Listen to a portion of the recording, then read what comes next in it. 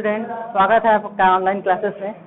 पिछले वीडियो में हम लोग गॉस के प्रमेय वाले चैप्टर से 6 क्वेश्चन तक देख लिए थे और उसी के साथ कहा गया था कि ये चैप्टर समाप्त होता है। आज हम लोग उस चैप्टर के कुछ महत्वपूर्ण बिंदुओं को एक साथ देखेंगे कि उस चैप्टर में क्या क्या महत्वपूर्ण बिंदु थे।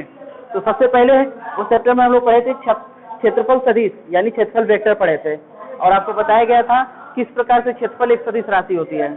एग्जाम्पल दिया गया था छाते का, छाता के द्वारा एग्जाम्पल दिया गया था, खिड़की दिया गया था, जैसे भी करके एग्जाम्पल देके बताया गया था कि क्षेत्रफल एक सदिश राशि होती है यानी वेक्टर ए एक सदिश राशि होती है जिसको अगर हम लोग लिखना चाहें तो वेक्टर ए बराबर mod of vector A into A cap, जहाँ पे सदिश राशि क्षेत्रफल की ये उसका परिमाण होता है और ये उसकी दिशा होती है। और आपको बताया गया था कि क्षेत्रफल की दिशा सदैव तल के लंबवत बाहर की ओर होती है। जैसे छाते में डंडी बताई गई थी वैसे ही क्षेत्रफल में उसकी दिशा तल के लंबवत बाहर की ओर होती है क्योंकि उसी से वो क्षेत्रफल कंट्रोल होता है। ठीक है, फिर हम लोग पढ़े थे, पहले हम लोग क्या पढ़े थे, क्षेत्रफल सदिश यानी क्षेत्रफल वेक्टर पढ़े थे। एक एक करके लिख दे रहे हैं कि पढ़े क्या क्या थे क्षेत्रफल सदिश। और फिर हम लोग पढ़े थे कि वैद्युत फ्लक्स क्या होता है, वैद्युत फ्लक्स क्या होता है ये पढ़े थे। तो आपको बताया गया था कि किसी काल्पनिक पृष्ठ से यानी किसी क्षेत्रफल से गुजरने वाली वैद्युत बल रेखाओं की संख्या को वैद्युत फ्लक्स कहते थे और वो एक अदिश राशि होती थी, उसको हम लोग फाई ई से प्रदर्शित करते थे। वैद्युत फ्लक्स को फाई ई से प्रदर्शित करते थे और फाई ई बराबर होता था vector E dot vector A, यानी वैद्युत क्षेत्र की तीव्रता और गुणे क्षेत्रफल दोनों का अदिश गुणन।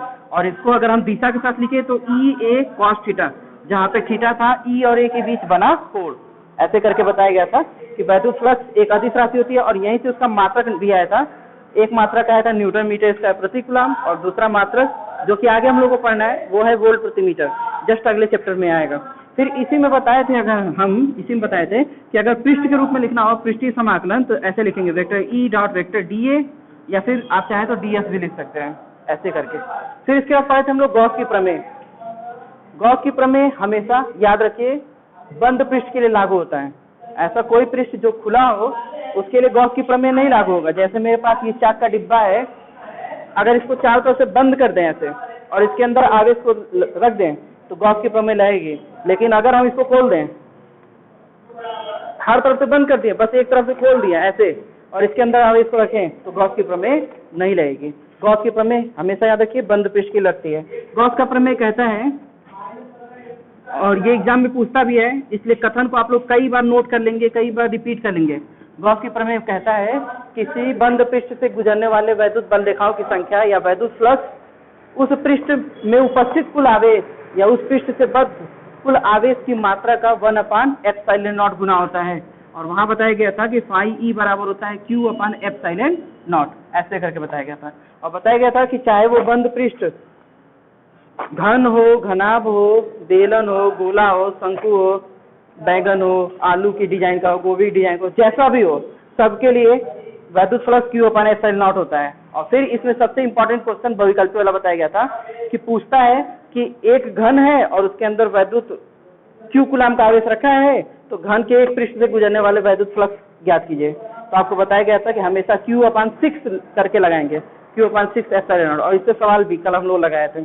ठीक है, तो ये हो गया गॉस की प्रमेय जो बताता है कि वैद्युत बल रेखाओं या वैद्युत फ्लक्स जो होता है वो पृष्ठ पे नहीं निर्भर करता है बल्कि आवेश की मात्रा पर निर्भर करता है। कल इसको बताया, पिछले वीडियो में इसको बताया गया था।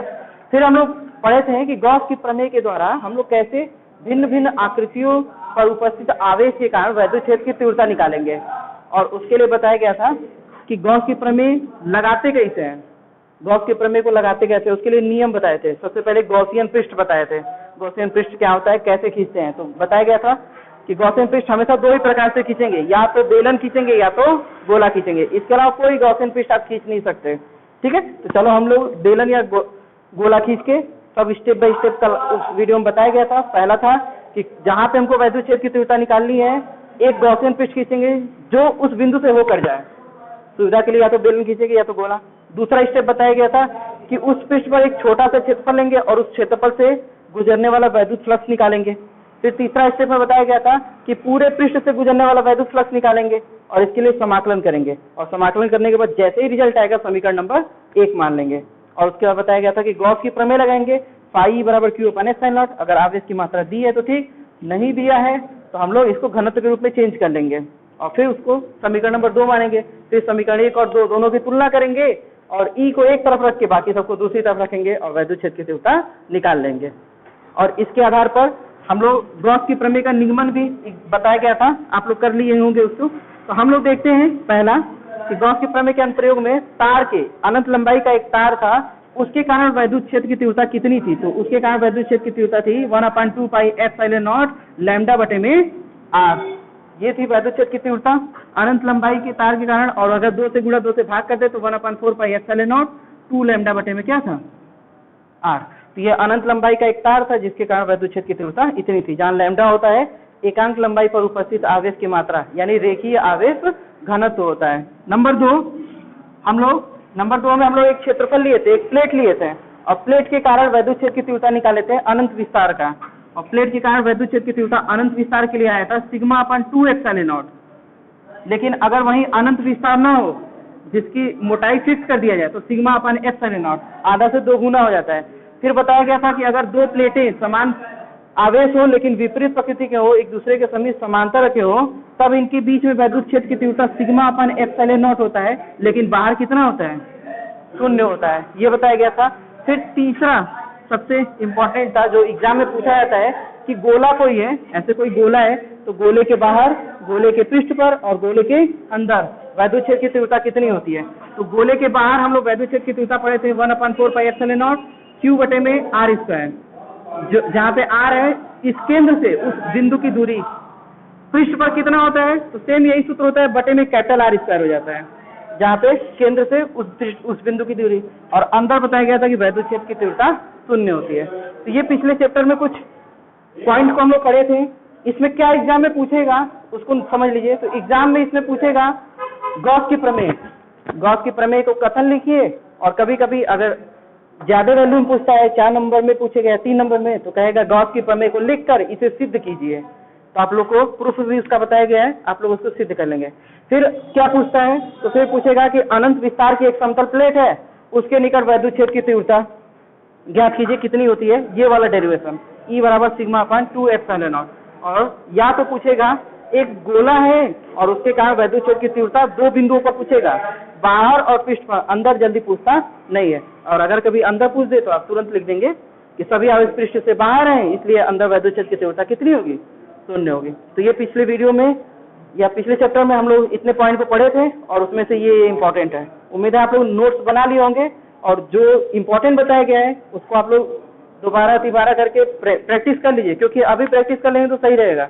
आगे की लड़ाई बहुत लंबी है और बहुत कठिन भी है। अभी ये चैप्टर भले आसान दिख रहा हो, लेकिन जैसे जैसे आप आगे बढ़ेंगे चैप्टर हार्ड होते चले जाएंगे और उस समय आपको टाइम नहीं मिलेगा इसको रिवीजन करने के लिए। इसलिए अभी रिवीजन कर लीजिए, ठीक है। तब तक के वीडियो देखने के धन्यवाद। कल हम लोग पढ़ेंगे वैद्युत विभव, नया चैप्टर। Thank you.